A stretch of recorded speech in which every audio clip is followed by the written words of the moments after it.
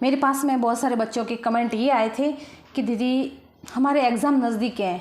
मतलब किसी ने तो ये बोला था कि हमारे एग्ज़ाम सितंबर में है, किसी ने बोला था कि 3 महीने बाद है, तो हम तैयारी कैसे करें। मतलब तैयारी करने का मतलब ये है कि तैयारी तो देखो जो होनी थी सो हो गई, लेकिन जो ये टाइम बचा हुआ है ना उसका हम सदुपयोग कैसे करें और जो टाइम बचा हुआ है उसमें हम क्या क्या पढ़ें। तो आज हम इस वीडियो में इस टॉपिक पर चर्चा करेंगे, इस टॉपिक पर बात करेंगे कि या तो आपके एग्ज़ाम नज़दीक है या फिर कुछ महीने बचे हैं तो आपको क्या करना है।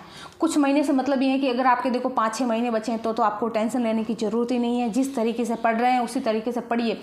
लेकिन या तो आपके एग्ज़ाम महीने भर में है या फिर 2 महीने 3 महीने में है, तो फिर आपको किस तरीके से क्या पढ़ना है।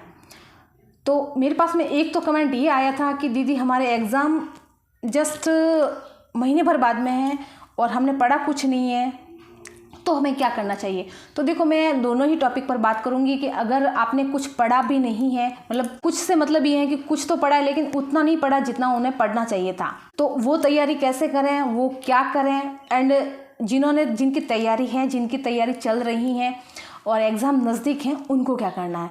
तो सबसे पहले तो हम बात करेंगे कि जिन्होंने थोड़ा बहुत पढ़ा है और उनके एग्ज़ाम नज़दीक हैं, तो उनके लिए मेरी मैं पर्सनल राय बताऊंगी। हालांकि देखो आपकी राय कुछ और हो सकती है, आप कुछ और मान सकते हैं, कोई कुछ और बता सकता है, लेकिन मैं बता दूं कि देखो वैसे आपने कुछ भी नहीं पढ़ा है, आपकी तैयारी आपके एग्ज़ाम के अकॉर्डिंग है नहीं, जिस तरीके से होनी चाहिए उसके अनुसार है नहीं, तो फिर आपको क्या करना है कि जो कुछ भी आपने पढ़ा है ना, जितना भी पढ़ा है, भले ही 10% ही पढ़ा है, 20% ही पढ़ा है, तो अब वो ही पढ़े, क्योंकि अब नया पढ़ने से कोई मतलब है नहीं। फिर भी आपके मन में आ रहा है कि नहीं हमें तो पढ़ना है, तो एक बात और बता दूं कि देखो आपके मन में तो ये है कि हमारा जो सिलेबस है वो कंप्लीट हुआ नहीं है, तो फिर अगर आप बहुत सारी पढ़ भी लोगे तो क्या कर लोगे। अगर आपके मन में नेगेटिविटी है तो फिर वो नेगेटिविटी ही रहेगी। मतलब मैं ये नहीं कह रही कि आप एग्ज़ाम क्रॉस कर पाओगे या नहीं, वो एग्ज़ाम देने के बाद ही आपको पता लगेगा। लेकिन देखो अब ज़्यादा तो आपको तीर मार लोगे नहीं, तो सबसे अच्छा है, सबसे अच्छी बात यह है कि जो आपने पढ़ लिया है उसी को पढ़ो। बार बार फालतू की दूसरी चीज़ें से पढ़ने से कोई मतलब है नहीं। एंड अगर दूसरी चीज़ें आप पढ़ भी लोगे तो वो आपको याद होगी नहीं।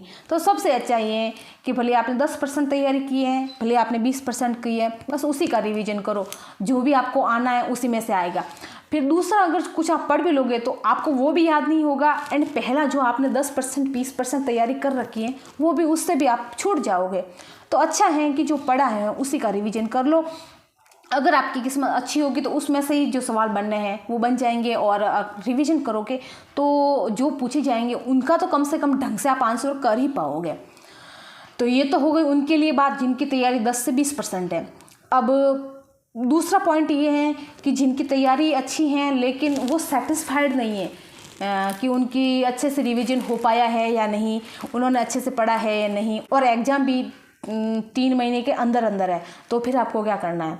अब देखो हमारे जब एग्ज़ाम नज़दीक होते हैं ना, तो हमारे पास में जो समय होता है ना, बस हमें उस समय में, उस टाइम पीरियड में हमें ओनली जो काम करना होता है वो उसका रिवीजन करना आता है। जो कुछ भी मैटर हमने पढ़ लिया है बस उसी का रिवीजन करना है।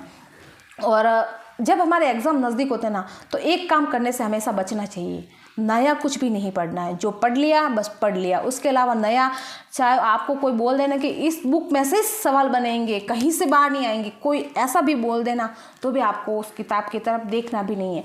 क्यों? क्योंकि एक किताब को हमें अच्छे से याद करने के लिए कम से कम उसका 5 से 6 बार रिवीजन ज़रूरी है।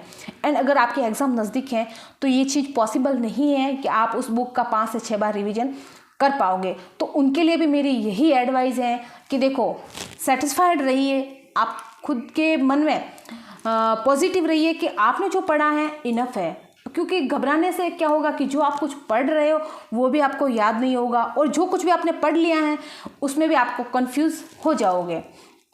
तो सबसे पहले अपने मानसिक रूप से संतुष्ट हो जाइए, शांत हो जाइए, मतलब खुद को शांति दीजिए, खुद को तसल्ली दीजिए कि घबराना नहीं है, जो कुछ भी पढ़ लिया है इट्स इनफ। एंड हमें आगे जो टाइम पीरियड बचा है उसमें हमें रिवीजन करना है। तो इससे क्या होगा कि एक तो आपका कॉन्फिडेंस लेवल थोड़ा बूस्ट होगा। कॉन्फिडेंस लेवल बूस्ट होगा तो जो कुछ भी आपने पढ़ा है वो ऑटोमेटिकली आपको याद हो जाएगा, और पहले आपने याद पढ़ लिया है या फिर पढ़ रहे हो वो आपको याद रहने लग जाएगा। तो इसमें आपके फ़ायदे हैं।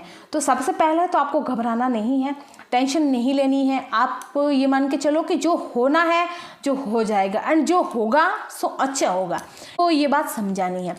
फिर आपको ये काम करना है कि आपने जो कुछ भी पिछले टाइम पीरियड में जो कुछ भी पढ़ा है बार बार उसी का रिवीजन करो।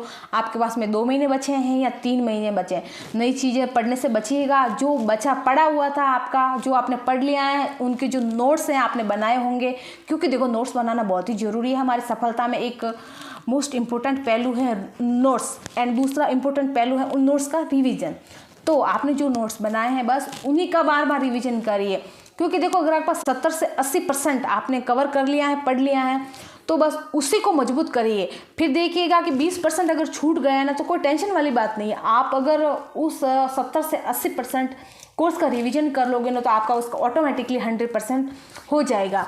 और जो चीज़ें आपको, जो सिलेबस आपने पढ़ा है, उनमें से जो चीज़ें आपने पढ़ी हैं वो आपको अगर अच्छे से याद होगी ना, तो अगर 20% छूट भी जाएगा तो कोई ज़्यादा फर्क पड़ने वाली बात नहीं है, ज़्यादा नुकसान उससे आपको होगा नहीं। उसमें ये होता है कि अगर आपकी पकड़, आपने जो कुछ पढ़ा है 70-80% पार्ट, उस पर भी अगर आपकी पकड़ नहीं है तो फिर वो भी छूट जाएगा, और 20% तो वैसे ही छूट गया है। तो अच्छा है कि आपको उस पार्ट को, उस टॉपिक को जो आपने पढ़े हैं, उनको इतना मजबूत कर लेना है कि उनमें से अगर एक भी सवाल आ जाए तो आपके छूटना नहीं चाहिए।